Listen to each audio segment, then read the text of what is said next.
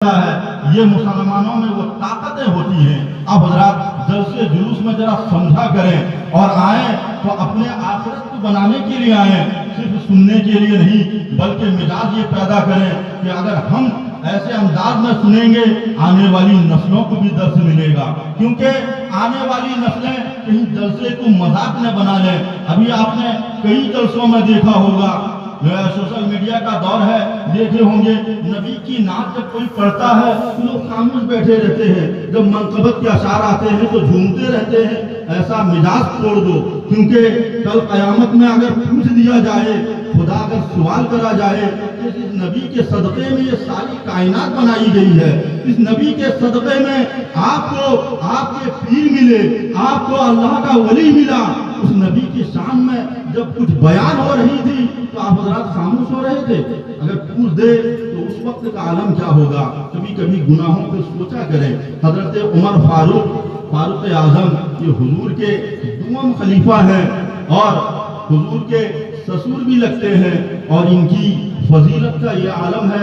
हुजूर ने अशरे मुबशरा यानी 10 सहाबी रसूल को जो दुनिया में जन्नत की खुशखबरी सुनाई है, जन्नत की बशारत दी है, उसमें दूसरा पोजीशन हजरत उमर फारूक का है। हुजूर के जाने के बाद एक बार ये गिड़गिड़ा कर रो रहे हैं, ऐसा लग रहा है कि बहुत बड़ा गुनाह हो गया है। साहबे कराम ने पूछा है, उमर आपको तो हुजूर ने जन्नत की खुशखबरी दे दी, आपको तो हुजूर ने फरमा दिया जमीन फट सकती है, आसमान टुकड़े होकर गिर सकता है, लेकिन हुजूर का फरमान नहीं बदलेगा। आप जब दुनिया में जन्नत का परवाना पा चुके फिर क्यों रो रहे हो।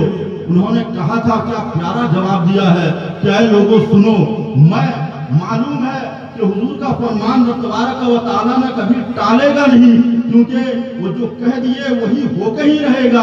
हुजूर ने मुझे खुशखबरी जन्नत की तो दे दी है, लेकिन मैं सोच रहा हूँ कि रब अगर मेरा हिसाब ले ले तो उस वक्त का आलम क्या होगा। अब इतने पाए के बुजुर्ग, इतने पाए के साहबी रसूल, जिनका मकाम सारे नबियों के बाद में जमीन पे अगर दूसरे पोजीशन में, पहला पोजीशन अबू बकर सिद्दीक का, दूसरे पोजीशन में नंबर है तो हजरत उमर फारूक का। वो सोच रहे हैं, कभी कभी कह रहे हैं, काश मेरी माँ मुझे पैदा नहीं करती। क्यों कह रहे हैं? जमानों को दर्स दे रहे हैं। कभी कभी सोचा करो, सिर्फ बैठ जाना जलसे जुलूस में ये कामयाबी नहीं है। कोई शायर आया हंगामा कर दिया, ये कामयाबी नहीं है। कामयाबी यह है कि जब नबी का नाम लिया जाए तो दीवानों में वो कभी खामोशी नहीं होनी चाहिए, वो अंदाज होना चाहिए। अपना तो अपना, पराया भी अगर देखे तो समझे कि ये नबी का दीवाना है, समझे कि ये नबी का आशिक है। इसी तरह मिजाज बनाए।